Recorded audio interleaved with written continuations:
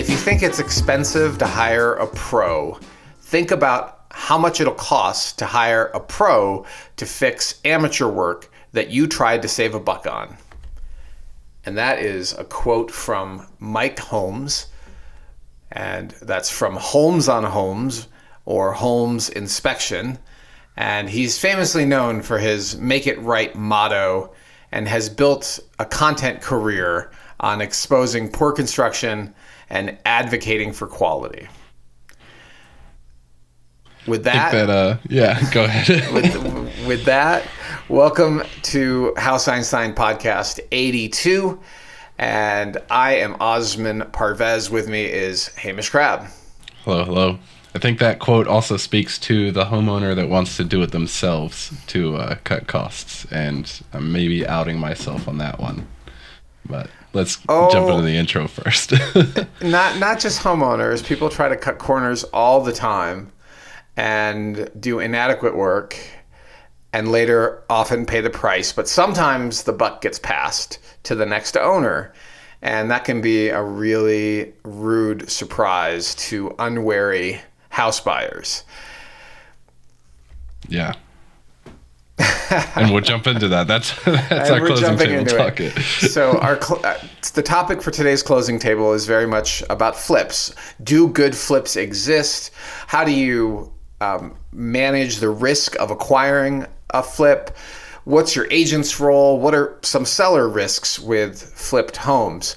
And hopefully this will be educational for you, dear listener or reader or viewer online. If you're seeing us in person, maybe you're seeing us on YouTube. Our content seems to be going everywhere these days, and deeply love seeing that. But let's walk you through the rest of our topics so that you have a sense of what else to expect. And we'll start with our mission. And officially as a podcast, our mission is to entertain you. That's the entire purpose of this podcast. It is not intended to give you investment advice or real estate advice. If you would like that sort of thing, well, contact your House Einstein agent. You can find us at houseeinstein.com. But for purposes of this podcast, it is entertainment only. And if you're new here, well, you probably have no idea who you're listening to. And we work in a little brokerage, a boutique brokerage based here in Boulder, Colorado. It's been here since 2013, although I've been working in real estate for a lot longer than that. But this is a homegrown real estate company that's based right here in Boulder and is, of course, the sponsor here of our podcast. And always consult with your financial advisor or your real estate professional directly before taking any actions that could impact your financial, spiritual, or emotional well-being or your physical health. And let's now jump into the topic. So the first thing we're going to talk about are market conditions. We're going to talk about May's data release. So we are now, as of the recording date, this is June 11th. And it's at a date and time that I feel reasonably comfortable that data from May is actually accurate. If you try to look at data from May in the first couple of days of June, it's largely inaccurate. So at this point, I feel like the data should be pretty firmed up. And then we're going to talk about Denver, and we're going to talk about Boulder. We're going to talk about townhomes and condos. If there's time, we may talk about detached dwellings or single-family houses as well. And then for our closing table topic, that is our core topic for this podcast. We already talked about it. Flipping homes is our topic. After that, we're going to touch on shameless self-promotion, in particular one neighborhood in Boulder that one of our clients is aggressively targeting. And then we will talk about sales of the week. That is a segment of the podcast where we illustrate between 3 and 5, we discuss 3 to 5 homes that illustrate certain market conditions or property types or price ranges that I think will be very educational for you to hear. Then we'll do In the News, which are articles that affect our local region with regard, particularly with a real estate focus, but sometimes we stray afield. Before we wrap it all up with our usual Carveouts. Carveouts is a segment that is not necessarily real estate related at all. It just happens to be top of mind and something that we wanted to just talk about. And that will be our table of contents. There's our table of contents. I feel like I'm tongue-tied today. That's our table of contents for podcast 82. We made it. I think you did fairly well. You'll get there in Probably a little bit of water will help, but yeah, I feel your pain. I took some magnesium yesterday and today, and as a consequence, slept quite deeply. And I'm starting to wonder if I have a magnesium deficiency. But it actually makes me feel a little sleepy in the afternoon, and it's a kind of a warm day here in Boulder, so I think that might also be affecting my eloquence on this podcast, Hamish. I'll say the conditions outside seem very nice for a nap. Yeah. Yeah. After a week of heavy rain, we now have a week of what looks like really classics early summer weather patterns where it's beautiful during the day. We might get a late afternoon thunderstorm, and then it's beautiful in the evening. That is my favorite time of summer. It's so good. I went on off topic here, but I went on a walk last night, and it was just gorgeous. Every stage the sun was setting. You got a different view, different cloud cover. Like, it was just stunning. Yeah. This podcast is sponsored by House Einstein. We serve buyers and sellers in Colorado, focusing on Boulder, Denver, and several mountain resort towns, including Breckenridge and Winter Park. Our mission is simple: help you make a smarter real estate decision. You can learn more at houseeinstein.com or our YouTube channel, where you'll find videos on neighborhoods, specific listings, and much, much more. Yeah. Okay, let's talk about market conditions. I agree, weather's great.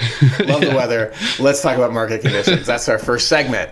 So in Boulder County during the month of May, there were 247 new attached dwellings on the market. Attached dwellings are townhomes and condos, and that's an increase of 17.1% year over year. Total inventory is now up to 525 units. That's an increase of 37.4% year over year. So pretty sizable jump in inventory. And this is the third year in a row at least. Let me back up and look at a little bit further back than 3 years. Let's go to maximum data. We have one, two, three. Yeah, this is the fourth year in a row of increasing inventory levels following the post-pandemic plunge in homes for sale. Under contract, there were 149 units under contract last month, an increase of 29.6% year over year.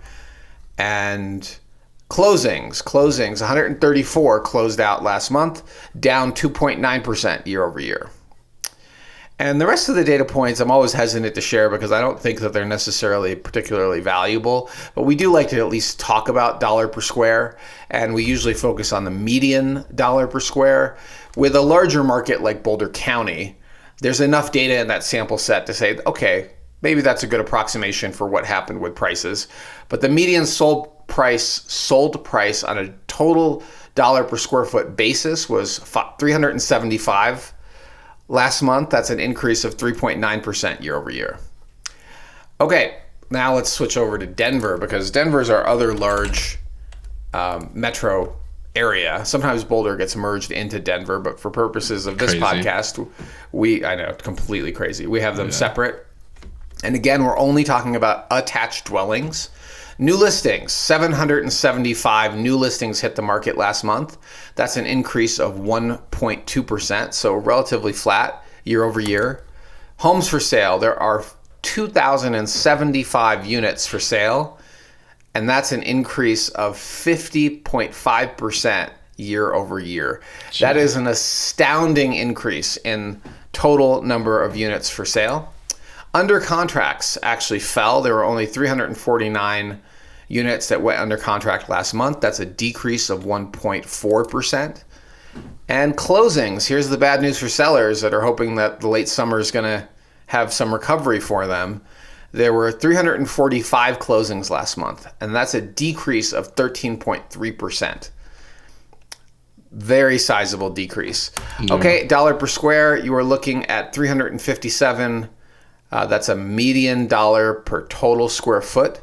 Closed last month, 357, and that's a decrease of 9.6% year over year. So that's a really hefty decrease in prices that we're seeing in Denver for townhomes and condos. And if you're shopping for townhomes and condos, I would suggest that now's a great time to look through inventory, but prices are likely going to continue to fall. There's a good chance that if you don't see what you're looking for in June or July, August and September could see even lower prices. So the hardest part in real estate is finding a property worth buying. And for the first time in, frankly, many years, buyers have a lot of selection and in some cases have what people would consider a buyer's market. But I personally would not hesitate to purchase if you found the ideal property and negotiated it at a reasonable and fair price. And within all this data, don't forget that certain price ranges and locations may not be experiencing a downturn at all. This is the entire market, not an analysis of neighborhoods and price ranges that can really, and also property types. Like a 3-bedroom may be much more in demand than a 2-bedroom. And then a garage might totally change the market dynamic. In fact, we recently had a random individual who lived in the neighborhood of one of our listings make an unsolicited offer for the garage on the listing. And we, just for the sake of negotiation and to see what they thought it was worth, I did ask what they would pay for it, and it was a surprisingly low number. And I ran that by the seller because, of course, you have to do that as the listing agent. You have to present all offers. And we talked about it for all of like 2 minutes. But even though he could put reasonable amount of money in his pocket, still far too low, it would so diminish the resale value of the unit we're selling by it no longer having a garage that it just wasn't worth the risk of making some tiny additional profit. Crazy offer to receive. And I think I saw a national data statistic. I think it was from NAR or something, and I always go and check the comments. And for the first time ever, I saw the comments saying, well, this isn't indicative of all real estate markets.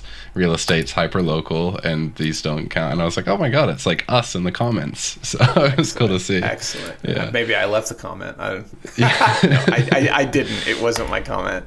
Well, I think we're only 11 minutes into the pod, Hamish. I think we can quickly run through detached single-family houses as well. I feel like that deserves mention because it's so different than how the attached dwelling market trades.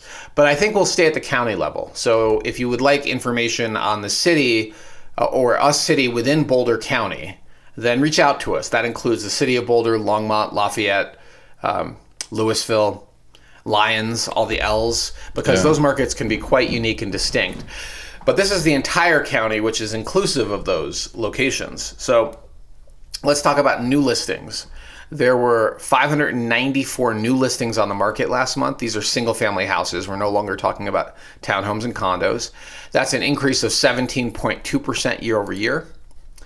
The number of homes for sale, 1,020 last month, an increase of 35.3% year over year. Under contract actually saw a sizable increase. 335 houses went under contract during the month of May, an increase of 11.3%. And closings were relatively flat. So keep in mind that once it's under contract, it usually will close the next month. So there's a month-long lag between pending sales and closings. But there were 333 closings last month, relatively flat, an increase of just 0.3%. And then on a dollar per square foot basis, that data point that I think actually is relevant, the median dollar per total square foot sold in the month of May was $340, an increase of 1.2%. So the market still notched a very slight increase in prices, but I don't know how much longer that's going to last. Yeah, well, we're seeing sellers either price aggressively, as we have with our recent listings, or start to drop the price pretty dramatically. In fact, the one benchmark competitor for our new 2-bedroom townhome listing, Hamish, just matched the price. They just matched our list price. Yeah. Which not unexpected. They saw us price dramatically below them, and then they said, "Oh no, we need to match that price." Yeah. Dang it! They're paying attention. Right, they're paying attention. Okay, so that is single-family houses. Now let's look at in Boulder. Now let's look at Denver. And I want to add one little data point here that agents, for some reason, have a tendency to misconstrue the city for Denver listings, but they are far less likely to misconstrue the county. So for some reason, county seems to have some legal concern for them, and city does not. And whenever we've compared the databases, they should be identical. They're not. And so we typically use Denver County because it's perceived as more accurate. Okay, new listings. In Denver, single-family houses last month, 940. That's a decrease of 5.2%. Total inventory, 1,615 single-family houses on the market, an increase of 41.5%. So what appears to be happening is sellers may have gotten the message that this may not be their year, and they're not listing, and that so new listings dropped, but the total inventory is still up massively, 41.5% year over year. Under contract, relatively flat, 565 houses went under contract last month. That's a decrease of 0.5%. Relatively immaterial decrease. And then closings, there were 547 single-family houses that closed last month, and decrease of 12.3%. Pretty sizable decrease in the number of closings. Okay, price per total square foot, 365, and that is a very slight decrease of 0.3%. So far we're seeing prices not drop massively for houses at all, but townhomes and condos, we are now seeing it show up in the data. Anecdotally, we're seeing house prices also decrease. And for many years, I'll give you an example, we tracked Martin Acres, one of the neighborhoods in Boulder that has a lot of entry-level houses. And I defined that as a very simple 3-bed, 1-bath with a garage with limited, certain range of square footage. And there's a lot of these houses in South Boulder, particularly in Martin Acres. And I started tracking that in 2005. No. I think I created the index in 07 or 08. And then I backtracked it to 05. And by 2017, 18, 19, there were so few houses that matched the index, like 2 or 3, in these neighborhoods for sale, that I stopped tracking it because it was just too small to have any real material impact. But right now there's a total, I think last time I checked, there's over a dozen houses in Martin Acres on the market right now. Not all of them match the index, but it's shocking how much inventory is at the entry level, which typically you see very, very little. Of course, there's way more inventory at the high end, not even the ultra high end, but the high end. There's a ton of inventory, many times more inventory relative to buyers than at the entry level. But we're now seeing that slow down even at the entry level. So that's what's happening in the market. Hamish, what are your thoughts about the data? I want to be like, oh, it's unfortunate and everything, but yeah, it's finally kind of showing itself in the data, right? Like you were saying, anecdotally, we've kind of already been seeing it, and we've also been seeing sellers capitulate a lot more and be willing to have kind of larger concessions, and maybe their list price isn't reduced, but you get them under contract and they'll concede a lot more. I want to be like, about on inspection. Yeah, I mean, they're more willing to address what, legitimate inspection issues like a bad roof or a bad furnace versus 4 years ago, it was take the house as is, and if not, we're moving on to the next buyer. Yeah, I mean, 4 years ago, even 3 years ago, it was buyers were waiving inspections altogether. And now sitting at the counteroffer table, it's, we don't really want to scare away this buyer, so what can we do to keep them in? And right. I want to say like a sign of the times, but I think it's we're still in kind of a higher rate environment relative to 2020, and I wonder if there's got to be some sort of enjoyment to it, these buyers being like, no, they're coming down now, let's see. So. Well, I don't know if it's enjoyment. I think it might be sitting on the sidelines and hoping for a better deal in the summer and the fall. And that may be true. At the same time, if you have done your walk through the data like we usually do with our buyers, it's not uncommon to realize that the replacement rate of new listings. So, for example, one of the things we do is I look at the constraints of the buyer, price range, neighborhood, beds and baths, and see how many sold in the last 6 to 12 months. And use that as a general expectation for how many more houses like this you're going to see for the next 6 to 12 months. And if you see about one house a month that might fit your criteria, well, that's a good expectation that, you may not want to let this one go. But if you're seeing 2 or 3 houses that fit your general criteria every month, you should feel more confident that if you're not able to negotiate a decent deal on the house, then maybe you should let it go. But that, decent deal is relative to other stressors, like how much time have you got to shop, and how exhausted are you by shopping, and how emotionally invested and annoyed are you when you write an offer and don't get it to the price range you want it to be. Because there's an impact to house shopping that's not just financial. Mm. Yeah, it's we've done, and actually, if you are interested, listener, I think it's in our opportunity cost podcast, and I'll chuck that link down in the description where we kind of go into more in depth on that. But I utilized that strategy for this house, right? I was in an environment where the rates were rising. I had kind of a pretty broad but also specific set of requirements for what the house needed to have. And in doing so, I saw the house that I'm currently in right now pop on the market. Did a quick kind of look back analysis on when's the last time a house like this popped up. The last one that sold, how much over or how much under did it go? And it kind of gave guidance onto what we were going to write for the offer. And here we are. I'm in the home. You're in the home. Yeah. And hopefully happily in the home. I'm smiling. It hasn't been work-free, though, but you've invested in it, so hopefully it pays out for you in the long run. And actually, we'll chat a lot about it, I think, at the closing table, too. So, yeah. We will, for sure, and maybe we should go there. So that's our walk through market conditions. Let's jump to the closing table. Awesome. So flips, Oz. The kind of like question I was thinking is a good flip still out there? I guess cost of materials is high, cost of labor is high. Are flippers in the classic sense still concerned with the quality of finishes? And I guess we're going to discuss how to determine that, right?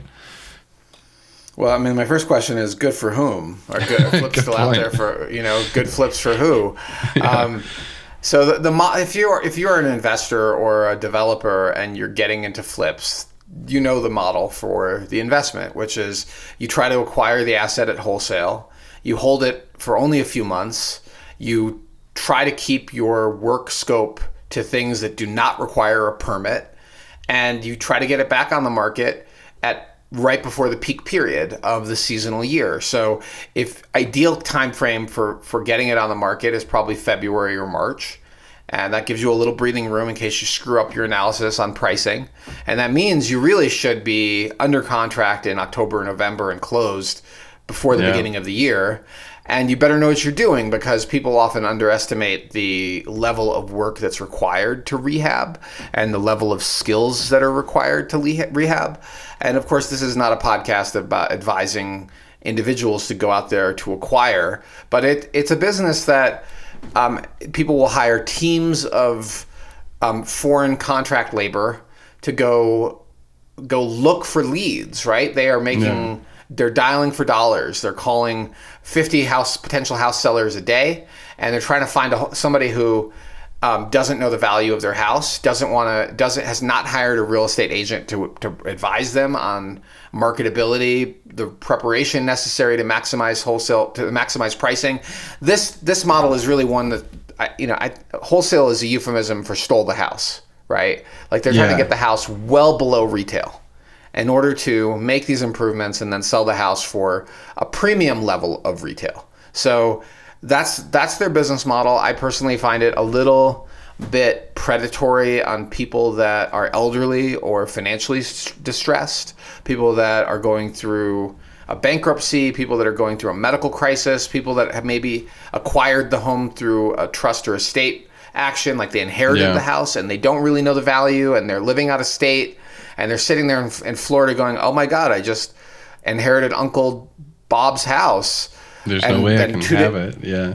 2 days later, you get a phone call from somebody that's like, I'll give you $800 for that house cash in 2 weeks. You're like, I'll take it. $800,000 buys a lot of boat and a lot of beer in Florida. And that's $800 I didn't have yesterday. And I don't have to deal with this problem. Perfect. And meanwhile, you gave up $200,000-$300,000 or more that you easily could have acquired by going the retail route with an advisor and a real estate team that is helping you maximize the value of your house, not trying to buy it for the minimum value. Totally different philosophies. But some home flippers are more ethical than others. And I would just assume shady unless proven otherwise. And no offense to our friends in the business. I just think that's a good principle, is assume based on the business model for house flipping that there's some shadiness to this. And so the other piece of the business model is that often the developer or investor or the contractor owner is cutting corners and putting lipstick on a pig, right? So I acquired a house like this where they did very little. They ripped out the old carpets and they spray painted the entire house white with white paint, and because it fit the basic criteria for what I was looking for, we bought it. But within days, days of closing, the cigarette smoke started percolating through the paint. They didn't even clean the paint, right, on the walls. So all that tar and nicotine was stinking up the whole house within days. And the smell of fresh paint hit it.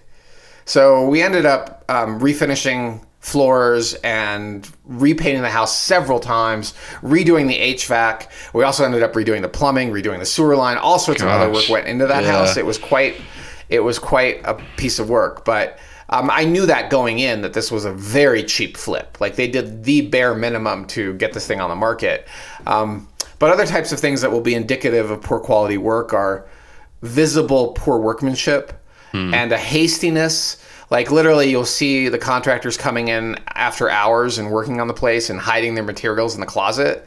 Like, the paint's still wet, right? Because the clock is ticking on the seller, owner, developer. Usually they borrowed money to make this project happen, and they borrowed money at a high interest rate from maybe a hard money lender. So in their head, every day it's not sold costs them X dollars. And so they're usually motivated to get this thing on the market as fast as possible to minimize their capital cost, or cost of capital, as you might say in the finance world. Same thing. I'm like reminded of a showing, I think it was last year, where it's our Fraser Meadows Rambling Ranch buyer. And we went and saw, and I think it was the oven or the dishwasher or something wasn't even installed right at that time. And it's just certain things I think like it was that. the stove. This whole stove was rocking. Like, no one even had time to level the stove or install a backstrap. So here's the risk. So here's what happens for our buyers, right? We've been looking at rundown, beat up homes for a while in their price range, nothing that's really outstanding. And then suddenly we walk into a flip, and the color, the paint colors are current, the flooring choices look good, the countertops look so much better, the cabinetry may look way better, it smells better, it doesn't have any of the seller's junk in it, and a lot of the cosmetic low-hanging fruit has been addressed, but it's been addressed by questionable contractors and using the cheapest materials possible to make it look pretty. Acceptable, yeah. I have to tell you that, having worked in the trades a long time ago, I worked in construction for a brief period of time. It was astounding how much can be hidden behind drywall and how many mistakes get covered up by the contractor who is on a timeline. I'll never forget working on a roof, and I accidentally had nailed something through a piece of finish carpentry, and the owner of the company was livid at me for this mistake, right? And the lesson for me was, oh my man, I was in my 20s, was don't tell the owner, because you'll get like when you make a mistake, because rather than saying, okay, we need to own it, sucks you made that mistake, we need to own that mistake, this is the cost of business, particularly hiring you, Osman, as a rookie carpenter. So I'm going to, we're going to fix it, and I'm going to show you how to fix it properly. And I'm going to tell you the difference between finished construction and rough carpet, because I didn't know anything. And instead, he was just angry at me for costing him money. And I got to tell you that left a certain taste in my mouth about home builders and house flippers. And this wasn't even a home builder or a house flip. It was a remodeling company, right? So it was a renovation project on a house on Nantucket, actually. And by the way, later of which I learned years later that there was a lawsuit about that house from the owner who lived in California. Oh, that particular house. And hired this particular construction company to do the work. And this particular construction company cut corners and later got sued by the homeowner for defective workmanship. But if you're a house flipper, right, you're not working with a GC you're visiting on site every day or every week to see what they've been doing and can visibly see the quality of their workmanship. You're looking at the finished product. And a trained eye can show you all the potential areas of defect that are visible and obvious, but they can't show you what's behind the drywall. And usually we see it in signs of like paint overspray and just sloppiness and stuff left out everywhere, even while the home has been listed for sale at the same time. So we warn our clients because they get wooed by the sexiness of a flipped house. It looks so much better, but it also is so obvious that this is going to look bad in a few years. And likely you're going to have some workmanship issues as you start to live in this house and start to bang on the doors and start to walk on the floors, open and close the closets, things are going to start to show up. Like you might get a sudden rainstorm and suddenly you're getting water intrusion in the basement because the grading plan wasn't properly executed. So all of that is a potential risk to you. And the biggest tip off in my mind is when we look at the ownership.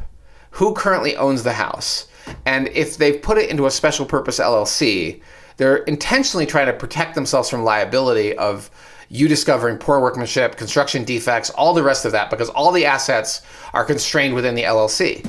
And you're going to now have to puncture the LLC to go after the developer/owner. And that's another layer of work for you and your attorney in order to have recovery from construction defects and other issues with the home. So if they don't believe in their product enough to put their real name on it, and say, this is Sobo Homes is another developer here in Boulder. They've been around for 20 plus years. And last week we discovered that, actually I think it's in this week's. I think so, yeah. It's in this week's Lessons from Sales of the Week. There's one of their flips, but they didn't do it under Fly By Night LLC or Hiding in Bermuda LLC. They did it under their real name, under the name of the actual company that does the work. And that's usually a sign that they're willing to put their money where their mouth is. In this company I'm just speaking of, we have no direct affiliation. I do know the owner or owners. I've met them many years ago. I think I even had Mike, one of the owners, at my meetup. I used to do weekly meetups, monthly meetups. No, I think it was weekly.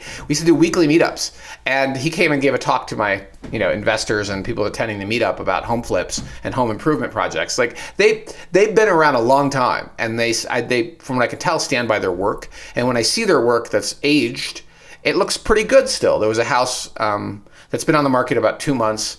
It should be closing any day now on 35th and Dartmouth. And that house is a Sobo Homes expansion project and remodel, and it looks great years and years after they did the work.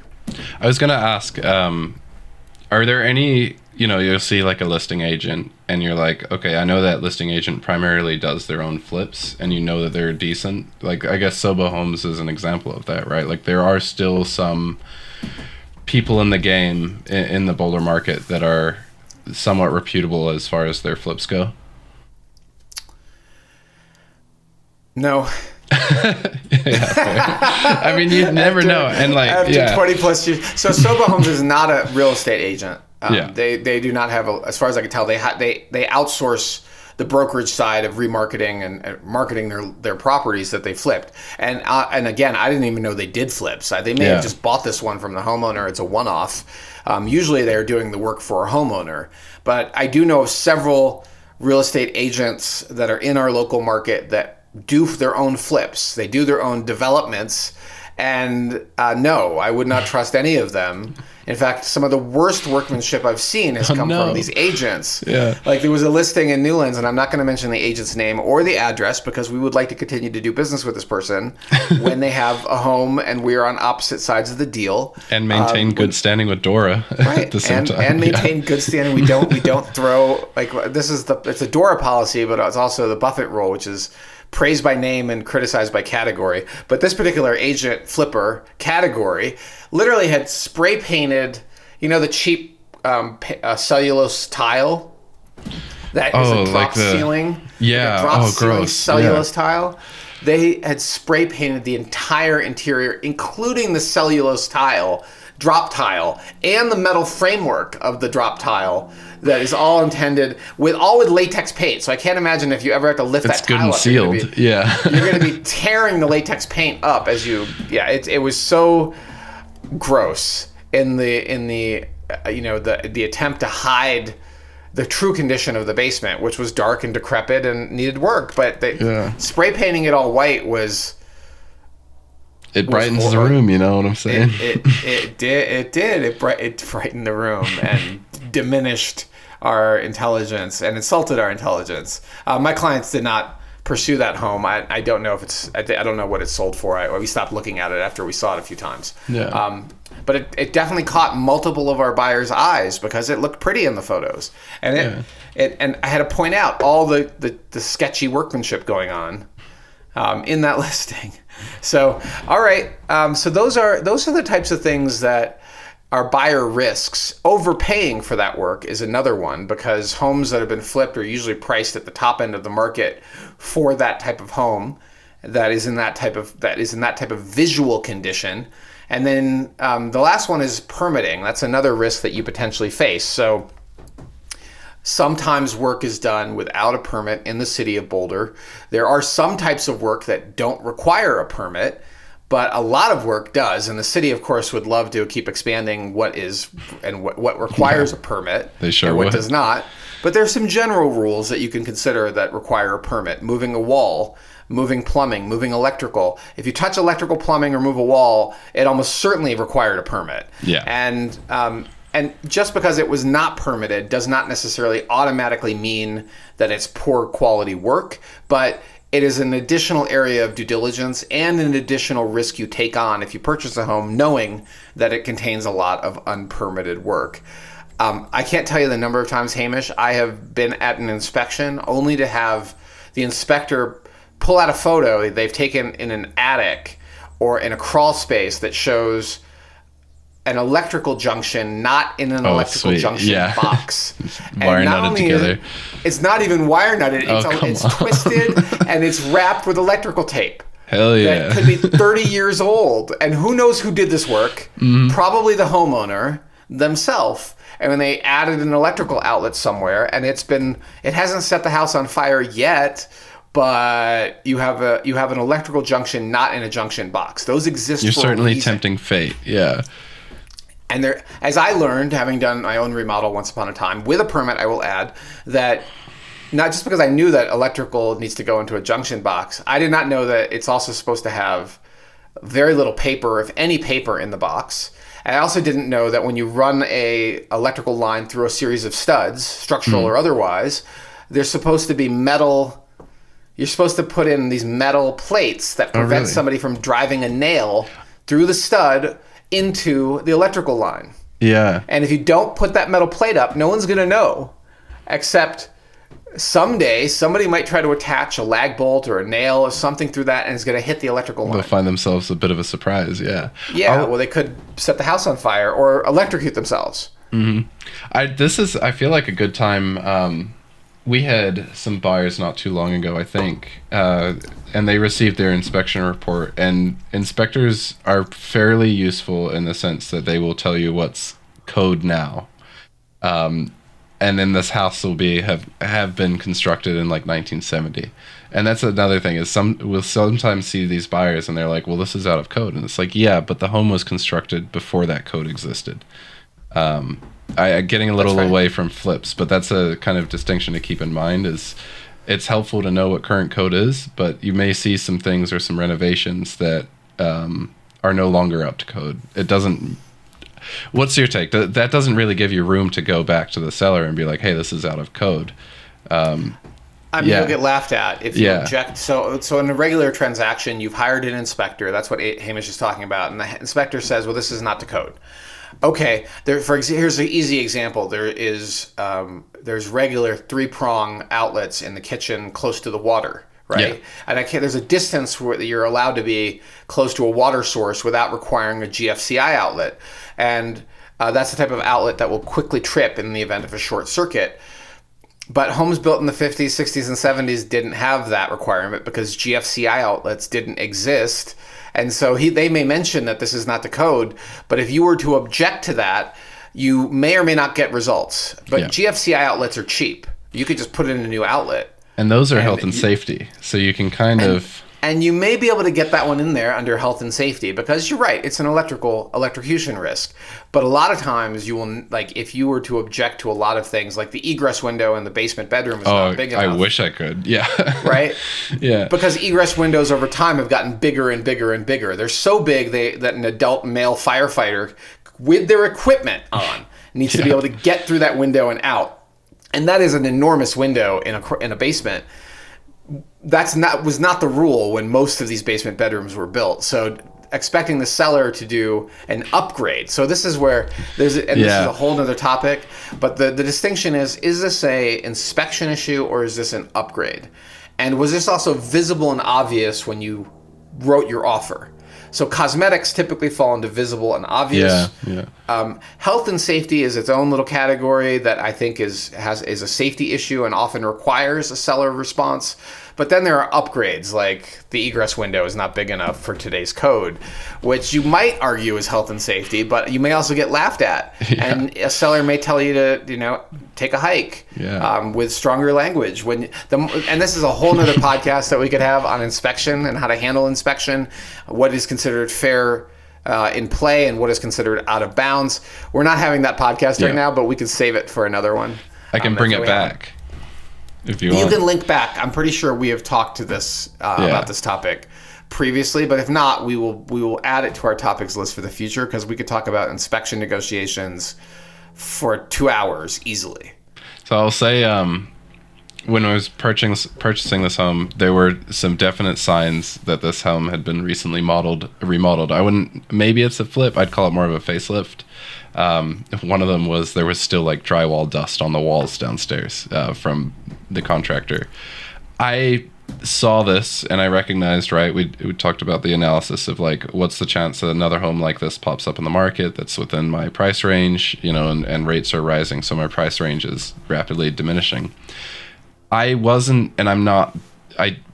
reached out to the sellers and I asked for their contractor information. And I didn't do that because I wanted a form of recourse or anything like that, but I wanted to know who had worked on the home. So if something does pop up, I can go to the source and ask questions and see how things were done that way.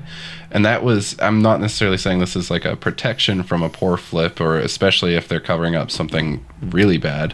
But that's my strategy. I don't even know if this is right, the correct thing to do, but I think it's helpful to at least have kind of a list or knowledge of who's put hands on the house relatively recently, and then you can, again, not for recourse, but just for your own information and in case you need to have the person come back. And my train of thought also is if they're flipping it or doing a facelift, they're doing it for cheap. So this contractor's probably pretty well priced. And hey, maybe I'll have them do something else around the house, I mean, all of that's valid, and it may actually be for recourse. So back in the day, I'll never forget the first time I asked a LLC seller, for a list of the contractors who worked on the house. They fought it tooth and nail. Yeah. And we were already under contract. This is before there was a due diligence document request segment of or aspect or contingency to the contract. And holy cow, it was like pulling teeth. And it turned out they had hired a lot of unlicensed and under the table cash labor, right? They had undocumented workers had done a lot of the work on the house, and they were very reluctant to try to connect us to the foreman or the team. But eventually we got that, and we got that foreman to actually come out and talk about a bunch of things we found on inspection. Cool. But it was really difficult. And at the end of the day, my clients are glad they bought that house, but that house being a flip is like the model for what to expect after 3 to 5 years with all of the things that they've had to go back in and fix again. So let's talk about your agent's role. Yeah. When you're with a buyer's agent and you're walking through a house, their job, if they're experienced, should be to point out to you obvious signs of flip behavior, poor construction, sloppy workmanship, poor choice of materials. And if you are buying a home that's not a flip, they should also be advising you on what could easily be improved upon and the types of costs you might expect to see using quality contractors to get the work done. So we will frequently talk about, okay, the real issue with this house is it's dark. Well, you could add sun tubes. You also, if we repainted the house, cleaned the walls, and repainted it a current color scheme, it would completely change the way this house feels. And it's so hard to see that for a lot of buyers, but we do our best to encourage them to consider some of the low-hanging fruit. And of course, if they buy with us, we're also going to connect them to contractors with whom we have a relationship with and that have done good work for our clients in the past. And while we can't guarantee their work, we know that if you complain about them to us, we're going to follow up with that contractor to see what's going on. Yeah. Because you're not just damaging one deal, you're damaging a reputational situation that has existed between us. There's a Japanese word for that where companies work together with each other. And Synergy. Real estate agents... No. It's not. Synergy is one. I think it's Keiretsu. Okay. I mean, this is probably Keiretsus are probably are probably against the law in the United States because there's a level of cohesion, a level of collaboration that is. I mean, look, on the good news, when it works right, the trust container between different types of business partnerships or businesses that work together. Like we have one that I'm very proud of with Elevations Credit Union and Land Title, that we work really well together. Our communication is very high. Occasionally we can ask for a special favor and they're going to give it to us, and they respond to our clients in like 15-minute response times, and they know what they're talking about. And they've owned it when they've made mistakes, all of them, because mistakes are normal. Mistakes happen. But the question is, where did the mistake come from and how do we fix it for our client? They've done that versus fly-by-night contractor that no one has a relationship with. Maybe they're cheap, but I'm not going to say anything about whether they're reputable and can execute because I have no experience. Yeah. And I don't care how well-spoken they are. I don't care how eloquent. It doesn't matter. In fact, sometimes that's even more concerning when they're so well-spoken instead of, like, most of the contractors I know have dirty hands, right? They've got rough hands. They work in the trades. Our favorite guy, though, he's good. Like, he's with it. Yeah. Yeah. But he gets into it directly, and he owns it when he screws up. So that's what I'm talking about. Your agent should be introducing you to those quality contractors. But I will add one piece. I don't usually do that until we're closed because, like, these are protected relationships, and I want to make sure it's focused on a project that we actually were involved with. But if you're a past client, you are always welcome to reach out to us too for our contractor list of referrals.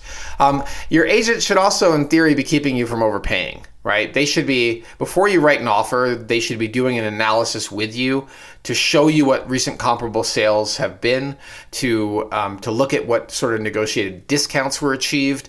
And if there are current competitors that are not yet closed, we could sometimes call the agent that represents the listing agent, represents the seller, call the listing agent, because we don't know who the buyer is usually, and we can find out where is it actually going to close. And most of the time, when I ask this question the right way, it's a very delicate question. If we're past inspection and close to closing, most of the time I can get an answer that's at least a ballpark, and that's really helpful for us to understand where prices are going when we're writing offers.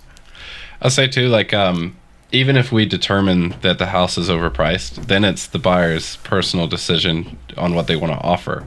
You know, like if they want to go over list and we're like, hey, we've done our analysis and that's overspending as far as we can tell, they're at least informed that they'll be overspending. That's true. Yeah. And also we could use the analysis that we've put together for the buyer as leverage to try to drive that price lower. By presenting that analysis to Mr. Overpriced Seller, when we show them the comps and show them what's going on in the market, they are more likely to be negotiable versus we just throw in a low offer with no backup. Yeah. That totally. No backup low offer is less compelling than, look at these 3 sales, all of which had a 5% discount to list, and you've been on the market 90 plus days, and inventory is 50% higher than last year. And I mean, of course, when you're advocating, you don't do the analysis specific to that neighborhood. You cherry pick a little bit because you're trying to, of course, you're trying to drive the price lower for your client. Yeah. Okay, so let me add one last piece. Your agent should also be referring you to inspectors when you do put a property under contract that are reputable and do a decent job. I wish I could say inspectors do an amazing job. They don't. And that largely is because if they did an amazing job that was granular, they likely would not get another inspection gig again, because that would really annoy most listing agents or most buyer's agents. It doesn't annoy us, but I will tell you that I've never seen an amazing home inspector in 22 years in this business, 21 years in this business. I've never seen somebody that I was like, wow, that was a great inspection. More often than not, I'm seeing things like, wow, that person really doesn't know what they're doing. They're objecting to things that were easy questions to answer, like, why I can't figure out how the window opens. Like, it's got a unique weird latch. Let me show you. It opens and closes perfectly fine. Oh, before we move on too much, I saw this local agent, on their social media, their story, and they were pointing out a flaw that they found in a home, which was a rotted, like, exterior window trim. And they were poking through the paint with their keys. And I know you can't see if you're listening, but Osmond just made like a wide-eyed look. You're not supposed to be doing that. And I was like, the balls on this dude to just be going onto this listing and like stabbing his keys through rotted windowsill. Like, great that you found it, but yeah. And then using somebody else's home as marketing fodder. That's so we will point out things we see on our social media sometimes. Check out our social media at houseeinstein.com, Instagram, Facebook, all the rest of those. But you will not see me poking a key through somebody else's house. I might gently press on it with my finger to show you how spongy. Yeah, it's spongy, but I'm not putting my key through it because that's creating a hole for more water to get into. Agents. There's such a depth of such a spectrum of professionalism. Yeah. So if you're just listening to this podcast for the first time, if not, you probably have heard me say this before. But I've never worked in an industry with as wide a spectrum of professionalism as the residential real estate business. You have people that got their license yesterday and have no experience whatsoever. They are right out of high school. Yeah. And you have people that have been doing this for 20 or 30 years and came from a different profession originally that they bring skills from, including construction, including, in my case, investment analysis and due diligence, also, and a little bit of construction experience. I'm not going to, grandstand on my construction experience. I've done a lot, but not nearly what people that did it for a living for decades have done. Yeah. So all of that, it leads to such interesting experiences with counterparties, with listings. I mean, we had one this past weekend where the guy tells us, so we're like negotiating, and his reason he's not responsive is because of all of his family obligations over the weekend. We'll get back to this on Monday. And meanwhile, I'm thinking, that's the vibe. Basically, his vibe was, I'll get back to this on Monday because I'm busy with family events this weekend. And meanwhile, I'm thinking, this is the real estate business. We work on the weekends. We have scrambled to get you a really good offer, connected you to a great lender who also is working this weekend. And your response to that is, sorry, I've got family obligations. I get family is really important. Look, they're the most important thing. But you shouldn't be telling the other side that you're just too busy because you're dealing with, family things going on. Get coverage. And pay for a partner to take over the negotiation because you're not available. Put an offer deadline in. Just say no offers until this time, and then everybody can take a breath, Or communicate to us early in advance that I won't be working this weekend, that I've got stuff going on and I have no coverage. So House Einstein, we have coverage because I believe firmly in making sure that we don't leave our clients hanging. And unfortunately, a lot of sellers have no idea that their agent is just not available during normal work hours. The weekends when people go on showings, that's when you're going to be fielding questions. You're going to be answering offer. It's kind of innate. So we work nights and weekends in this business. Oh boy. And I always really appreciate it when clients message me, I'm so sorry to contact you at 7:30 at night. And I'm like, another Tuesday. I mean, it's Tuesday, and I'm sending text messages this morning at 6, and immediately I'm like, oh no, I forgot it's 6 o'clock in the morning, and I just sent a text message. Hopefully I didn't just wake up all these people. Yeah. All right, I think that's pretty much a good overview, but one thing we did not talk about were seller risks and cutting corners, not doing permitting, hiding crappy work. They are under higher and higher liability, and these days you potentially could find yourself seeing an attorney letter if you tried to hide stuff and do things the shady way. So be careful if you're out there thinking, I want to be a flipper, because you quite easily could run into a litigation situation that doesn't just pertain to the house itself, but possibly even to the health and well-being of the occupants who lived in this home. Mold claims in particular are something you should be really scared of and protect yourself adequately. And that's not the purpose of this podcast, but I just want to mention it because we often have people that want to flip homes as our listeners, as well as potential clients. So we just want to give you a little warning that you could find yourself in some legal hot water by going the cheapest way possible when you flip a house. And I'm not trying to necessarily plug us, but we have seen it where flippers have fallen for agents and their algorithmic pricing. And the cost of holding on to the home when you're really only expecting to hold it for a couple months gets up there. And so if you, yeah, just work with an agent. Yeah. That you trust. Yeah. That shows you the data. That doesn't rely on AI or algorithms to show you the value of your home. That shows you the comps and talks about actual market conditions. Gets their hands dirty. But at the end of the day, I think the general rule should be careful working with people who tell you only what you want to hear. And if they tell you what you want to hear, and the other person you're considering is telling you not what you want to hear, but is more grounded in reality and more cautious about, wants you to make money, but also doesn't see how this number makes any sense. Someone who's realistic, right? Like, yeah. Well, we've seen how that story played out. But the bottom line is just be careful working with people who tell you what you want to hear. Mm-hmm. I'm trying to think of a fun segue, but those Devil's Thumb buyers we were telling you about, it's now time to talk about them. Yeah, all right. Self-promotion. All right. This is the segment of our podcast where we talk about our clients who may be buying or selling homes in the region. And this time we're going to talk about a lovely couple that we've been working with for a number of months. And we've reached the stage where we're hugging, which I always know feels...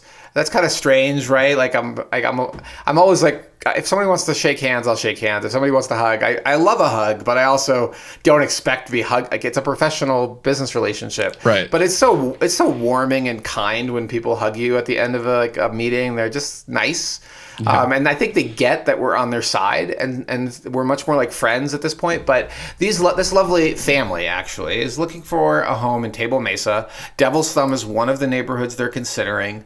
And I think their price range is anywhere from 1.5 to slightly over 2. And it's possible they could inch up a little bit, but they really need a family-friendly design to the home. And they need a home that has had updates. They're really less interested in rehabbing a home themselves. They've been looking for a few months. They're not under massive pressure to buy right away. But if you happen to be listening to this podcast and you actually have a home that matches those criteria, that is not currently on the MLS, because we've seen everything on the MLS, then reach out to me. You can find me at houseeinstein.com. And even if you're represented, you're certainly welcome to have your agent reach out to me. But if it's not on the MLS and this matches up, my clients are willing to pay fair value. But keep in mind, the market is seeing prices come down. And I could show you that with the data. There's building inventory, so the price may not be quite as high as it was last year, but should still be pretty good. And certainly my clients are not trying to steal a house. They're not wholesalers. Yeah. So reach out if you are, if you happen to own a home in Table Mesa, or particularly in the Devil's Thumb neighborhood, that matches these criteria. Yeah.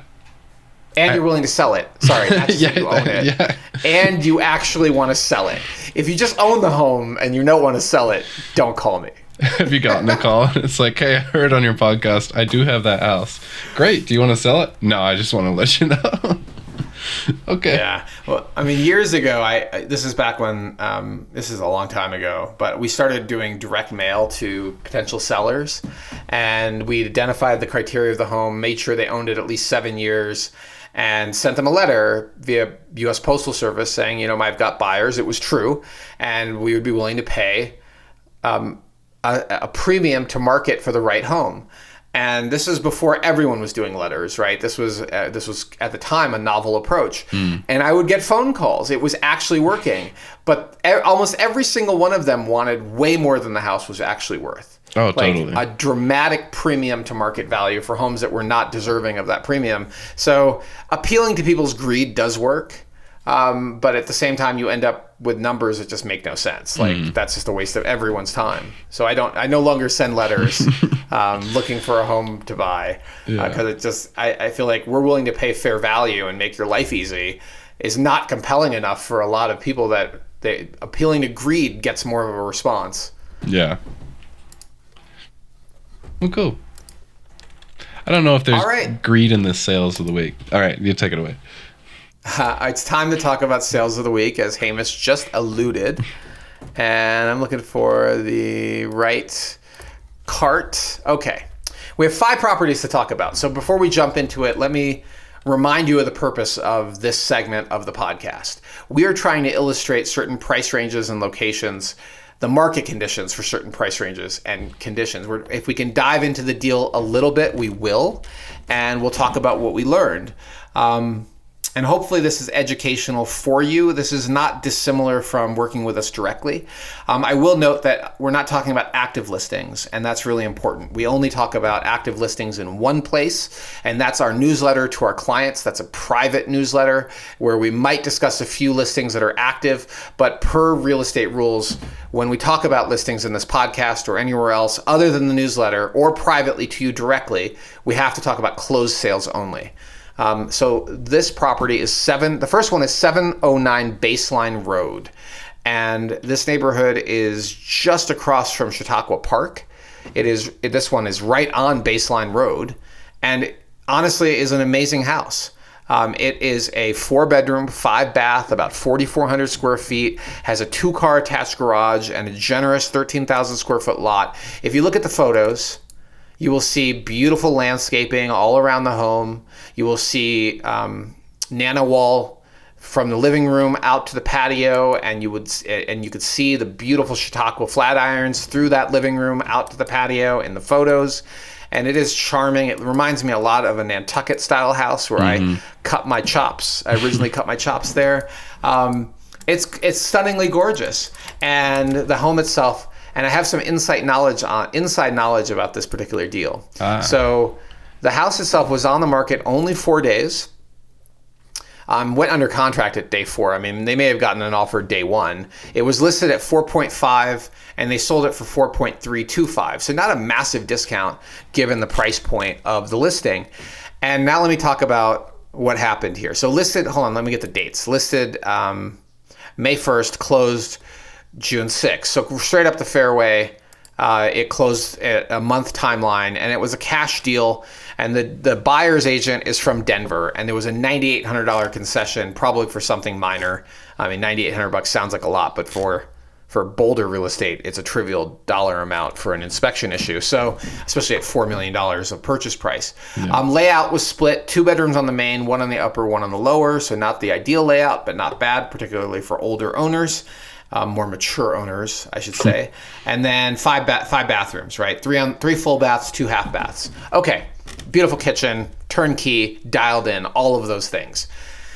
So these particular buyers stopped by one of my open houses, and I'm not going to mention the address, but I got to talking to them, and they were nice, and they were looking for something out in farm country. And they were thinking about writing an offer on our listing, and that's when I asked them, are you selling something? And they needed this property to close before they felt comfortable shopping aggressively and actually making offers. And I asked them why they were selling this house, and they said what I was not surprised to hear them say. And that is that it has gotten so noisy through vehicles that drive on Baseline and then go up Flagstaff that they can't stand it anymore. They want to live somewhere that has peace and quiet. So I used to live only a couple of blocks from this house, but further to the north on 8th Street. And I used to run up the hill and then run around the trails at Chautauqua. And there's some of the most beautiful, iconic trails you can ever imagine. But this area has gotten so popular with visitors that it's challenging from a quality of life perspective. And the biggest nuisance have become these motorcyclists that race up and down Flagstaff. And the sound of their unmuffled sport bikes is driving the neighborhood crazy. This is why and we've warned our buyers anywhere within like 8 blocks of this location that you may have motorcycle issues in the summer. And how do I know this? I ride a motorcycle, and for the record, my motorcycle is fully muffled. I don't have a bike that all of them have stock exhaust, and I am not revving up the motor and doing burnouts on Baseline Road. But I can tell you, you've got Harleys and sport bikes going up and down all summer, all fall, and they start in the spring. Man. That's why they were selling it. They were very clear to me that they couldn't stand the motorcyclists anymore, and they wanted something peaceful and quiet. So here is a case, okay, in my mind.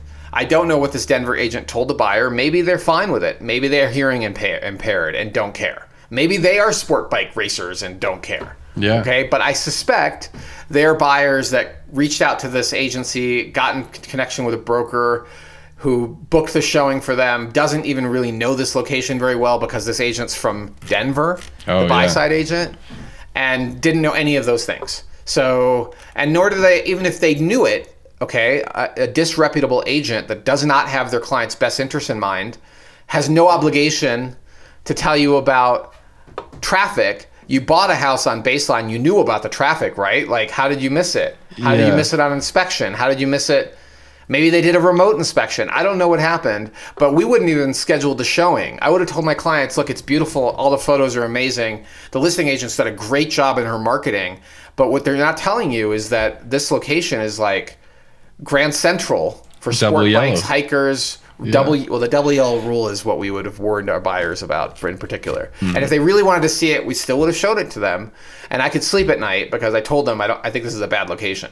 Yeah. Even though it looks beautiful. Look at that iconic Flatiron photos. Heck, it is beautiful, but it's gonna be all the time. And traffic on that strip just sucks. Yeah, bad choice in my mind. A little further to the north, a little further up the hill. So here's the interesting thing. Because of the geology of Flagstaff and the road, not all locations are subject to traffic noise. Yeah. Like there was a home that one of my friends owns. She sold it off market for an enormous amount of money because it's this custom, amazing home. I'm not going to go into more details because I don't want to embarrass her if she ever listens to this, but it's a 7-digit home value, okay? And no, wait, 8-digit home. Let me count my numbers. 8-digit home value, not 7, okay? Just to give you the idea of the price range of this home. Yeah. Couldn't hear traffic at all. Couldn't hear a thing. And I've seen that in other places along, both sides of Flagstaff, depending on how the rocks and the trees and the twists in the road are relative to where the home is sited. You may not hear traffic at all. You have to do it on the ground sound test for the traffic noise, and then you also have to decide if you're okay with how traffic impacts your ability to get in and out of your driveway. Yep. And that's basically it for this particular deal. I think we're in the same sale of the week segment going to talk about a home a little bit closer to Flagstaff that may not have that issue too. Exactly. So now we're moving on to our second one in the same vicinity, 705 Willowbrook Road, built in the 1950s, 4-bedroom, 4-bath, just under 4,000 square feet with a very generous 16,000 square foot lot. And it was on the market for only about 2 weeks before it went under contract, listed at 2.8, sold for 2.61, no price reductions. And the agent may have even double-ended the deal because their name shows up on both sides. So there's that to consider. But sold for 2.610 after only 2 weeks and closed 55 days into the process. If you look at the photos, you're going to see stunning mid-century architecture. Just stunning gorgeous. In a way. I mean, okay, granted, it all could use better paint. Like the kitchen could be updated, but look at the lines. And you'll see classic mid-century, including beams that go through walls that are visible on the other side of the glass. You see transom windows that highlight those beams, the wood paneling, texture the all over. Fireplace, the texture. I mean, it is unrestored mid-century. So this is a great, if you love mid-century design, I mean, even the stonework, the concrete work is beautiful if you are into mid-century design. And not everyone is, and that's totally fine. But if that's your thing, this home is a treasure trove of opportunity to improve it. I mean, you even love the stream and the garage. I mean, there's so much that's cool about this particular property. So kudos to the buyer for locking it down. Yeah. But I also really hope you did a sound test. Like you went to the backyard and spent half an hour just hanging out on a Saturday to see if it bothered you, because it may be subject to that traffic noise. I'm not 100% sure if it's far enough away. It also could totally be fine. I try to, full honesty, I try to be a very unbiased and level-headed, buyer's agent when I'm out on showings. This is a house I would probably just gush over.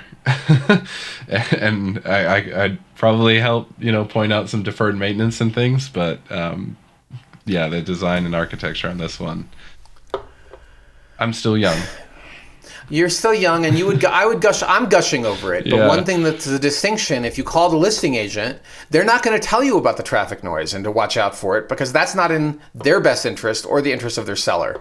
And a buyer's agent should be pointing out the pros and cons of every location and every property, the deferred maintenance, in addition to saying what they really like about it. There's nothing wrong with being enthusiastic, but I kind of feel like it's unethical to be completely enthusiastic because all you see is this deal getting closed and not all of the challenges and faults. Look, this home was built in 1959. Let's talk about the insulation in the walls and in the ceiling. It's probably the And best what thing happens out there. When you redo the roof, you're going to have to probably up the R value because that is now a requirement, from my understanding of code. Oh, when the really? roof needs to be replaced, it needs to be I think R19 or even higher. Yeah, wow. And that the original roofs from the 1950s, forget about it. It's not. It's just wood paneling. Yeah. There's nothing up there. So what's up there today, we don't know, but I would at least want my buyer to consider that because you're buying it in spring. Come back in August and feel what the house feels like and what your energy bills are. Oh, yeah. Yeah, good point. All right, let's move on to our third. So you have something else to say, Hamish. You have facial expression. I was like, so I don't have a Carveout yet for the end of our podcast topic, but since starting the podcast, I've had like so many ideas, and I'm now trying to juggle which one I'm going to do. That's what's tip of my tongue right now. But yeah, let's go to the third. Okay. Yeah. All right. Well, hopefully it'll be an entertaining carve-out, Hamish. I have high expectations of you. I know, now that I've teased it. Okay. Our third sale of the week is 1035 Spruce Street, and this is right downtown in Boulder, only a couple of blocks off of Pearl. And if you know where, so it's basically a block and a third in from Broadway. So this is west of Broadway, just west of 11th Street on Spruce Street itself. And Spruce Street is a great street. I really like that street ever since I used to my first years in the business, well, maybe not the first years, but there used to be a coffee shop very close by called Saxy's. Once that coffee, and I used to walk this neighborhood all the time because I used to work in Saxy's, not work at Saxy's. I would go to the coffee shop and hang out with my laptop, and I loved parking and working in these neighborhoods. And this house, pre-war, built in 1940 on typical size lot, roughly 7,000 square feet, 3-bedroom, 3-bath. Classic configuration of 2 bedrooms on the upper, and then they tucked one in the basement. No parking, so you get 3 cars off street. Well, I guess off street parking is parking, but it's 3 parking spaces not on the street. So driveway parking only. There's no garage. And overall, the house, I thought the photos showed some very nice, tasteful update, great woodwork. Maybe some of the stuff is a little custom, like the bathrooms that are a little dated when they were updated. But overall, the house looks like it has been very well loved and taken care of in a premium location relative to downtown. I mean, the downside of the location is that you're also going to see randoms constantly on the street. And they may include people that are psychologically unwell, or people that are tripping, or people that are drunk because you're downtown. It's Boulder. It's Boulder. You're more likely to see petty vandalism on your car, so I would never park an expensive car in the driveway. But other than that, the house is really cool, really cute. I thought it was priced at a reasonable point, 2.7 for downtown, and you are unlikely ever to be able to improve this house in terms of its exterior frontage, like the 3 front walls, because it's historic. But it also could be a great spot for someone that wants lock and leave not lock and leave, that wants like a second home in Boulder. Yeah. Right. There's nothing lock and leave about a 1940s house with full landscaping. But it also is such a great historic property to come visit Boulder for various periods of time. Like, this is like what I'm going to call like a Robert Redford choice, right? You're here for 2 or 3 weeks during Sundance, yeah. And the rest of the time you have it rented out, or maybe you use it as a retreat home for friends and family to come visit. Like, this is not your first home, but then you can deal with things like small closets and no garage, and you don't need storage because you're just visiting with suitcases. But the house itself is 4,000 square feet, so maybe there's enough. It definitely is a unique type of buyer, though. The lack of a garage is very much a deficit. But overall, especially not a bad if you're deal. here all season, that's where it really starts to get. Or through the years, like snow in the garage, that's the worst for me. Right. Yeah. Well, I mean, there are historic house people. I feel like I'm one of them. I don't think I would ever tolerate the lack of a garage, though. Right. But so it was listed at 2.7, and it sold for 2.575. Of course, cash deal. This is at the upper end of the market, not the true luxury segment, but a segment that's much more sensitive to stock market movement than sensitive to interest rates. Yeah. It's cool. All right. I'd say Also, another double end deal, by the way. it's Yeah. Oh, yeah, Different look at that. brokerage. Not the one that constantly markets its private network either, but another double end deal. So it's one of those things where is the agent going to tell you about all the problems with the property? Probably not if they are the listing agent, even if they supposedly are a transaction broker. And remember, their first loyalty is always to the first person they started working with. So agents do have an obligation. There are legal definitions of buyer's agent, listing agent, transaction Customer. broker, customer. Yeah. There are multiple different ways you can relate to agents, and this person could have just prepared the contract and done nothing else. But if you work with a buyer's agent and you ask, tell me about what's right and what's wrong, they should be able to point out a lot. And historic homes in particular often need a lot of care and maintenance. The foundations deserve a lot of attention. The electrical systems also need some attention. The lack of insulation, environmental issues, all of that goes hand in hand with historic homes, particularly homes that might be in a historic district. Yeah. I know we're ready to move on. I think the closer you are to the South Boulder Creek, right, the more instances of randoms you run into. Like this is on the other side of Pearl. Not South Boulder Creek, No, Boulder Creek. Boulder Creek. Yeah. There's Yeah. a difference between South Boulder Yeah. Creek and Boulder Creek. South Yeah, Boulder yeah. is like Well, down Table Mesa way. I mean, it's just become reality that the bike path that runs along Boulder Creek and that green space through the middle of our city has become a commonplace for people that are experiencing homelessness to camp out. And often they're using drugs or they're mentally ill or both. And it poses a safety issue, it poses an environmental issue, and it has a massive impact to real estate values. But this particular property is not near that. Yeah. It's on the other side of downtown. So you still are going to have randos, but you're just not going to have somebody camping in your backyard. Well, you shouldn't anyway. Fingers That crossed. would surprise me. All right. Let's move on to our fourth sale of the week. And this property is 1575 Findlay Way, right in Boulder. Not right here in Boulder, but right in Boulder in South Boulder, Table Mesa. Table Mesa is a particularly attractive location for families that have school-aged children because the schools perform very well. And this is a ranch with a full basement, and which is a very desirable property type because you can build another story relatively easily on these. People call that popping the top. And you walk in on one level. You're not walking in facing stairs like a split level house. And the number of ranch style single story houses with basements or without basements and the number of 2-story houses in Table Mesa are relatively low compared to all the split level bi-level houses that were popular when the neighborhood was developed in the 70s. So relatively rare type for Table Mesa, but classic configuration in its square footage, its 1-car garage. And the location is pretty good. I had a listing a few years ago on Findlay Way. Spent a lot of time on the street. I really like that the house is south-facing. That's a huge plus. You don't see a lot of south-facing houses in this price range. It was listed at 1.475 or just under 1.48, and it went under contract after 10 days on market. So it made it through the first weekend.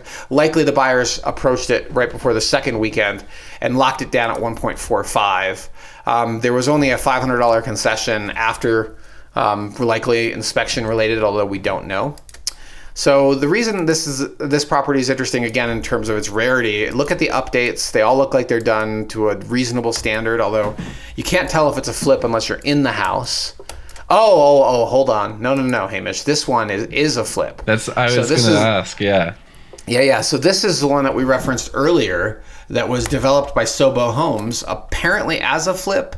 It's not entirely clear because I didn't call them to ask, but they bought the house in December for $900, and they had it back on the market by the end of April. So almost 5 months.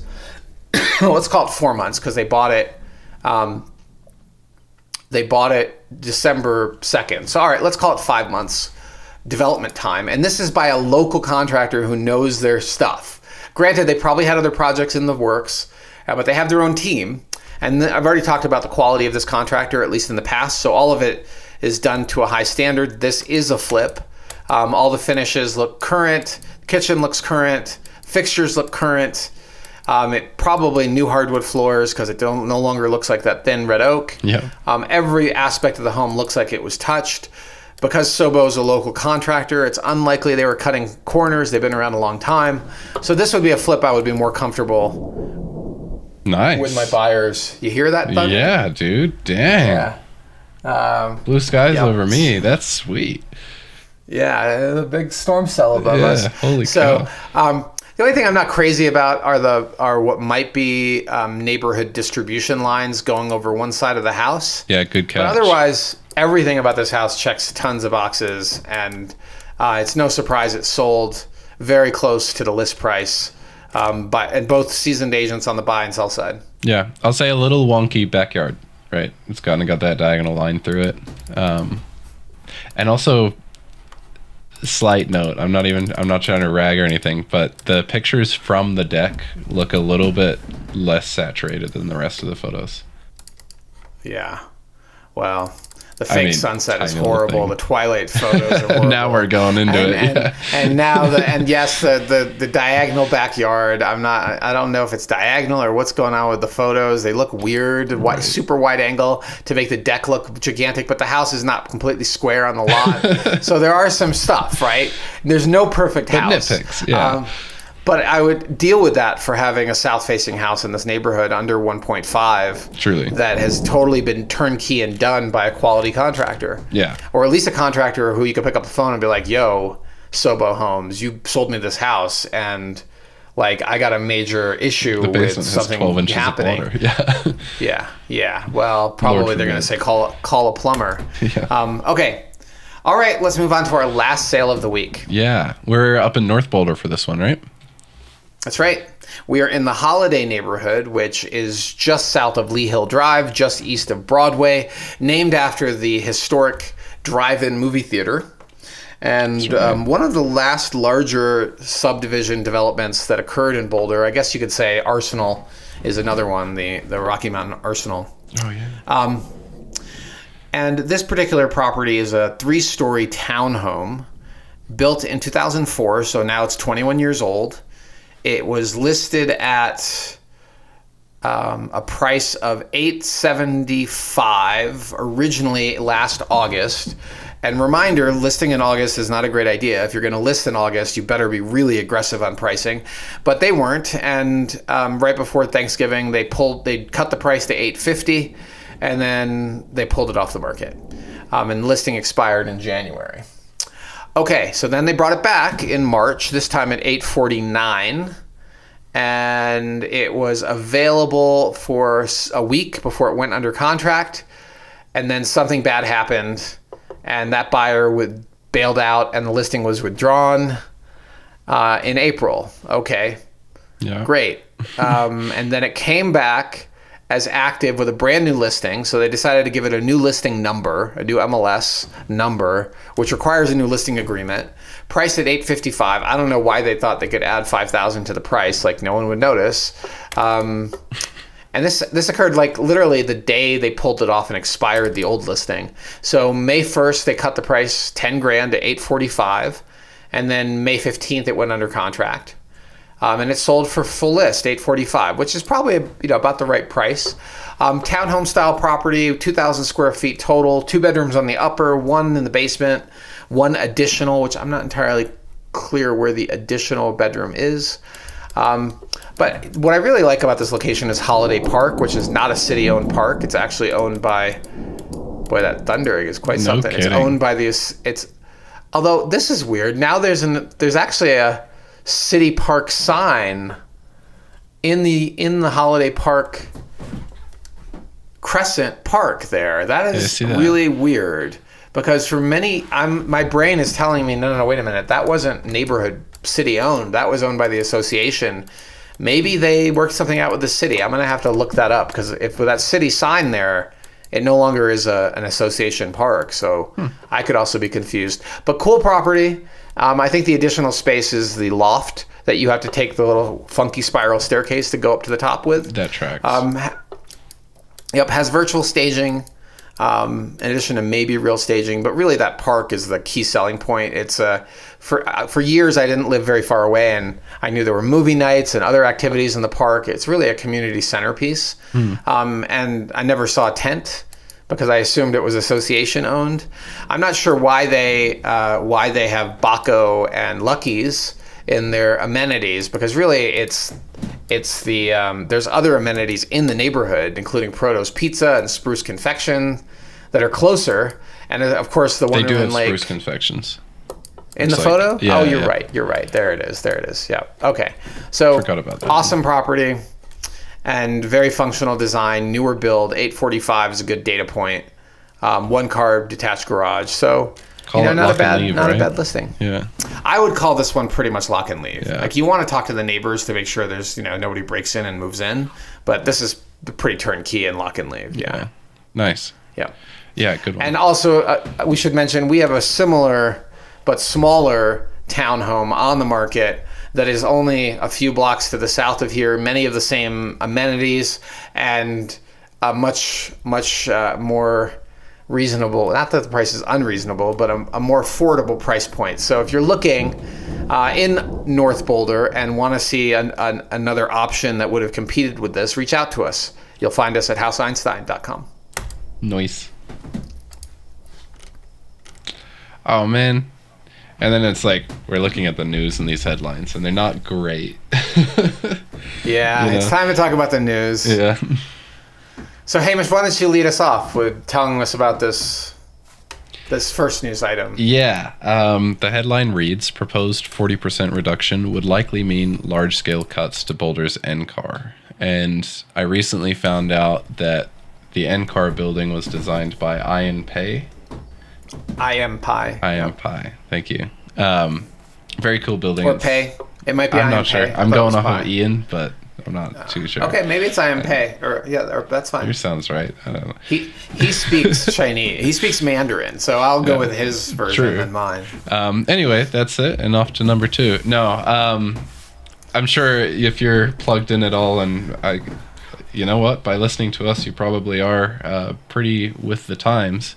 Cuts are in these days, and Boulder, we talk about it kind of having cornerstone economies. You've got the college, you have a bunch of federal buildings, and now we've got kind of some more tech coming in with Google. Is Apple in Google and Amazon? But that's kind of Boulder's main driver, and we wanted to cover this one because as we see cuts to kind of the federal side of things, I think it's 2,000 in the workforce. A 40% cut is pretty decent, and while not all of these people may live in Boulder, they're people who would otherwise go to lunch or use some of Boulder's amenities or kind of stimulate it economically. So it's something, and I'm reading the headline and not really diving into it, but it's something that we may see a broader impact to Boulder as far as kind of housing goes. Well, I appreciate you reading that, Hamish, and I would say it's not a slight or a moderate impact. It's a potential major impact. So if I had to argue, I would say there's 4 stools to our economic base. You're so much more eloquent. There's the federal labs. There's CU, and there are Tech. they're for certain all the tech and also defense companies, and there's also a lot of investment companies here in Boulder. So maybe there's 3 legs: the private, industry, the feds, and the state university. And cutting NCAR's budget by 40% is massive.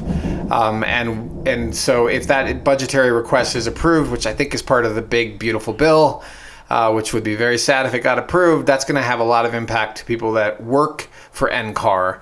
Although it's not clear how many of those people actually live in Boulder or close to Boulder. They could be remote workers, but it is real, right? So they say with about 2,000 employees at those Boulder federal labs in the article. So that the president of the local, sorry, it's not the president, but it's of deep concern is what the quote is, and That is, I guess that's a spokesperson for NCAR, David Hosanki, media relations. So that is a shot across the bow. And Boulder will probably be fine. Our population, particularly the homeowners, tend to be financially well off and diversified, and we're probably not going to see a giant tsunami of listings because a lot of people were forced to take pay cuts or take severance, or it's coming down. It is now raining. So that's what this story is about, and it's a warning sign in addition to many other warning signs about our potential economic future, Stability, what's coming down the line. Yeah, so it's concerning at a minimum. Yeah, I saw a pretty good case for kind of keeping these ones going, where like I'm talking like NIST, NOAA, and NCAR. NOAA's case is kind of important from like the launching of weather balloons and tracking, tornadoes, because I don't know if you've also been paying attention to the news, but we seem to be getting a lot of those lately.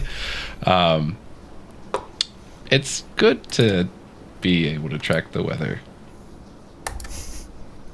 It's not just the weather. I know. There's so much, I'm just trying. Right? Look, yeah. So one of our clients and good friends is now looking at employment. He works in climate science, is looking at employment in Europe, where those things are still being funded, and it basically the Trump's administration's attitude towards climate change is regressive at best, and that's putting it lightly. And so we may lose some of our best climate science people to European countries that will continue to fund this important work. And there's some people that feel this is not important work, and this is not a political podcast, but I don't want to get into it other than talk about the real estate angle of losing all these jobs. And it could be significant. Yeah. We'll see. Yep. No one knows. I mean, no one truly knows the level of significance. And the only thing I have to go on is the last cycle, when we saw economic downturn across the country, but Boulder saw the lowest percentage of foreclosures of any of our surrounding counties.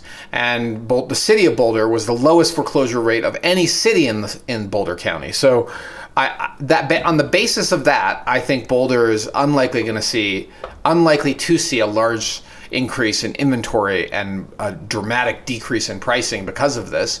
But we still have inventory. Inventory's up 35%, I believe was the number for this month. Yeah. Like that's a lot more houses already on the market. So there may be better opportunities for buyers. There may be some distressed sellers in the market. Stay tuned. Mm-hmm. Yeah. And that's by the way, and that also sucks for our community. I really don't. I mean, it might make it more affordable for some, but it may also be deeply distressing for others. Yeah. And I kind of on the back of that am glad that that client you're talking about has a place that there is value. They're still being valued somewhere, and the work that they're doing is important. And sucks to have to move, but I'm glad that it's not global. Call it. Yeah. Yeah. Not yet. Thanks. All right, let's move on to our next happy topic. And that is from 9 News. Colorado's largest cities grapple with budget shortfalls amid falling sales tax revenue. And Denver is facing a $250 million budget deficit. And other cities are dealing with similar challenges. So Aurora is saying $20 to $30 million budget shortfall next year, representing 2% of its entire budget. And the 5 largest cities, Colorado Springs, Aurora, Fort Collins, and Lakewood, all say they're seeing tax revenues fall, fueled by economic uncertainty on the national level. So this is kind of scary. And $250 million is a huge number. That's my hot take. And also, how did we end up with $250 million short? I mean, it's great to blame it on the national, economy, although nationally the economy seems to be doing okay.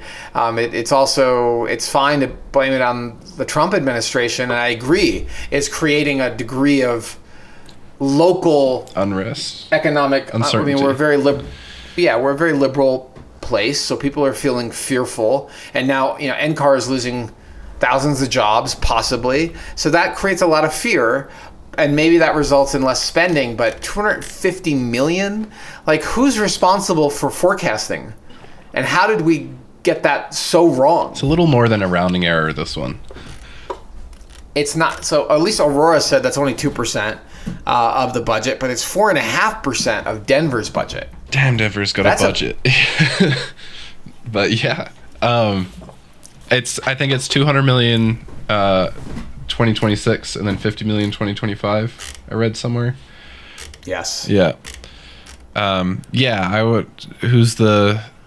What's the mindset? How did it's falling sales revenue, right?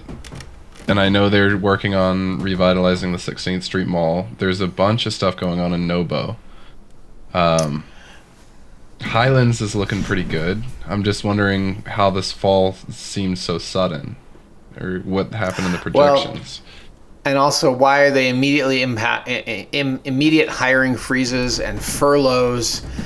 Like, I kind of feel like our economic system should be resilient enough to handle a 5% decrease in revenue. Like, if you suddenly lost 5% of your income today, or I lost 5% of my income today, would I be like panicking over this? Like, it would be fine. We'd tighten our belt a little bit and we'd be fine. And any business I run would be the same, right? But the immediate, like the way this article is written is really fearful, and immediate furloughs and hiring freezes, forcing people to take unpaid vacation. I kind of feel like it's a little political in how the budgetary lapse, well, how it's being managed. Like why it's like they're choosing to manage it in ways that cause pain to their constituents. Oh, I see what you mean. To prove a point or further a narrative or create that. Yeah, I see what you mean. Yeah. And there's no mention of ownership over who screwed up with the budgeting. And so I'm a little bit doubtful and also a little annoyed there's no ownership over this budget shortfall, and also that our budgets are not resilient enough to handle a 5% variance without causing people to be fired or take forced paid unpaid vacation, unvacation paid, unpaid vacation. Taking back what I said about your eloquent sauce. Oh. No, yeah, I mean, we could speculate all over and on that, but and it was a Facebook comment, but somebody was saying we spent like a couple $100,000 just to rename the 16th Street Mall. And I think the rename is just to like 16th Street. I know. Yeah. It's really offensive at how much our government can waste. I've often felt that. And when I first realized, I remember there was some school bond issue that was being pushed, and I was in high school and I just didn't understand it because all of the teachers were so underpaid. And yet we're talking about a new building. Why don't you start by paying the teachers? Right. And now I understand why it's done that way, because of the profit motive for the bankers and for the construction companies. And I'm very, very suspicious that there's not a lot of palms being greased. And meanwhile, they stick it to the community with higher taxes that get paid over 25 or 30 years for the bond issue, but they didn't pay the teachers. Yep. And to me, that's always been just wrong. Pay the teachers first.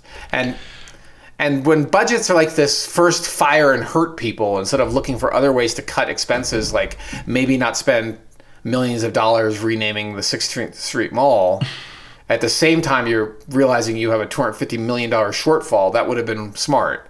Some foresight. And right now we're in like an atmosphere of like super close attention to what government, federal, local is paying and waste, right? Like that's been top of mind forefront for at least the past couple of months. So I'd say pretty shitty timing to have this news come out and to be making these announcements, or somewhat strategic, but it doesn't do a good job giving taxpayers a lot of faith in you. And I'm not sure that that's what you want to be doing right now, given that we are in an environment where we're just like, cut everything. I'm well aware that cities do a lot of great things and there are some very good programs going on, but this just is not going to give anybody any faith in what the city can do going forward, you know? I agree with all of what you said, Hamish, and I appreciate you bringing up the 16th Street Mall, because quick example, why we don't have more intelligent ways to cut expenditures other than hurting people It seems very political to me. Right. So, Okay. one to watch. Anyhow. All right, one to watch. Now let's move on to our last topic. And you wanted to talk about this, so I'm going to let you lead with... oh, no, you weren't prepped for it, huh? What is it? Oh, okay. I should have listened closer to Ian on his share today at the team meeting. Well, we'll start with with the headline and where you're seeing this. Yeah. This is on the Daily Camera, and the headline is Boulder invites volunteers to work on the South Mesa Trailhead. So, if I'm not mistaken, there's not a whole lot of mountain biking down there. I think it's mostly hiking and walking for the South Boulder trails. But that's the gist. That's all you have to say? You put this article in here. I know. Okay, I'm gonna add to this that there actually is quite a bit of mountain biking in South Boulder, but some of the trails, including the Mesa, yes, and the Mesa Trail does not allow mountain biking, but does allow hiking, and these community trails are really one of the big reasons people move to Boulder is access to the outdoors. And trail building is a great way to connect with your neighbors. It's a great way to connect with other people that enjoy the outdoors, make new friends, and also support your community. So there's opportunities. The city is asking if you want to volunteer and work on the South Mesa Trailhead, that it's having a project that you can go do that on.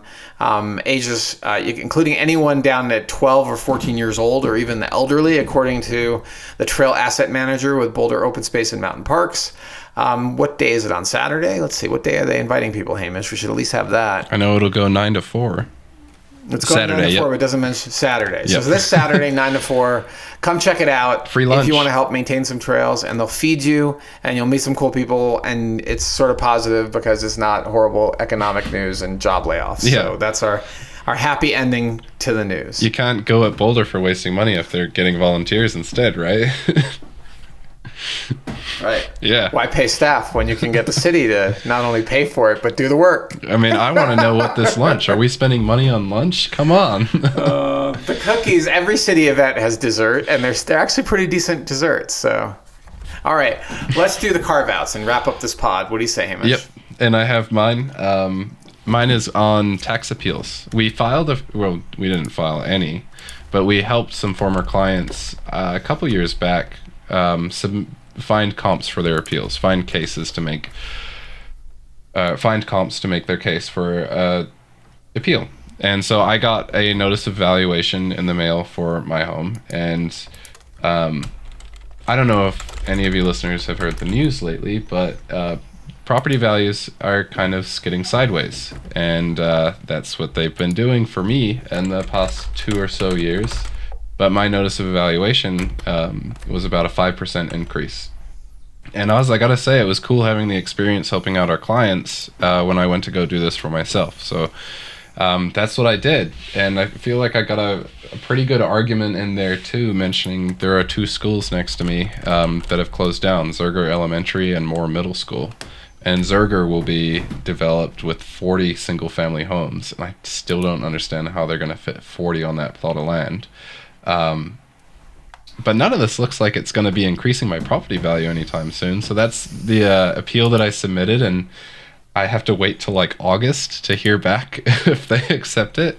But no, it's cool. It's great to have that experience helping our clients, and then be able to kind of use that for my own use. And we'll see if it gets accepted. But it's a quick, happy carve out.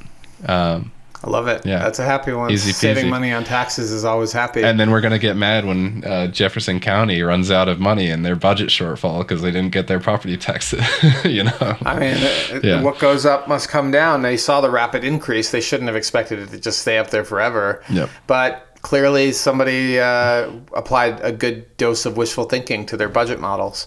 Yeah. Okay. We're on the carve out now, though, Hamish. So Yes. I'm going to carve out my carve out, or share my carve out. Get to carving. And that is, I finally got on a cruiser bike ride. As some people know, I've been riding bicycles in Boulder since 2000, and that's when I did my first Happy Thursday ride. It's a social gathering of people of all ages, although the younger ones are usually doing their own ride, the high school age ride.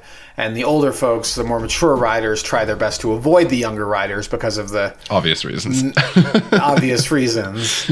And that's a regular Thursday night ride. But there's also a Sunday pop-up ride that friends of ours have begun doing. They call it a slow roll. That's actually been going on for a few years. It's not new, but it's something you may not know about. And we got out on a slow roll this weekend, and the organizers brought paint supplies, and we hung out at Chautauqua painting the flat irons and just having great conversation. That group is also going out and doing concert series rides. So Boulder is doing a Monday night concert series in all of our parks, and the organizers of the ride are meeting early and riding their bicycles to the park and having a picnic together. And it's really just a family-friendly, all ages, small group of people that do the Sunday slow rolls and the Monday concert rides. But it's something you should know about, and you can see it at Boulder Bike Night. On Instagram, look for the username Boulder Bike Night. That's where you'll see the slow roll options pop up, as well as as other bicycle-related events they will share with you, including the Monday concert series. This is a side quest to the normal gigantic Thursday night ride, which is a party on wheels. This is chill and in the middle of the day, or if it's the Monday concert series at night. And it's really a small community event that's a lot of fun. So if you have an opportunity, go check it out. I just wanted to share it because we had so much fun on Sunday. We had such a pleasant afternoon. It was perfect. Oh, dude. It was a perfect day. Yeah. And bicycles and art, or bicycles and concerts.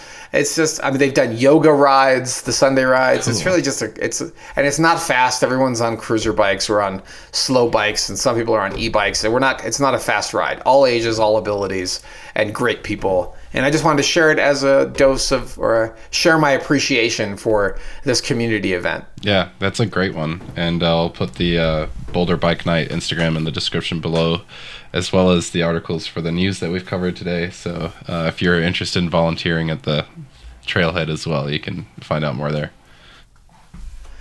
All right, Hamish, you want to wrap us up? Ooh, yeah. Dear listener, it is now roughly an hour 40, and you've made it this far. Really appreciate it. We had a lot of fun recording this podcast. I can see some good smiles. I'm smiling. And we hope to see you on the next one. If you'd like to keep up with us in the interim, you can find us on pretty much every social media. If you pick your fancy, we are House Einstein throughout. Blue Sky, X, YouTube, Facebook, Instagram, LinkedIn. We're on there too. So hopefully we helped you make a smarter real estate decision in an entertaining format, and can't wait to see you next week. Thanks so much. See you next time. Bye-bye.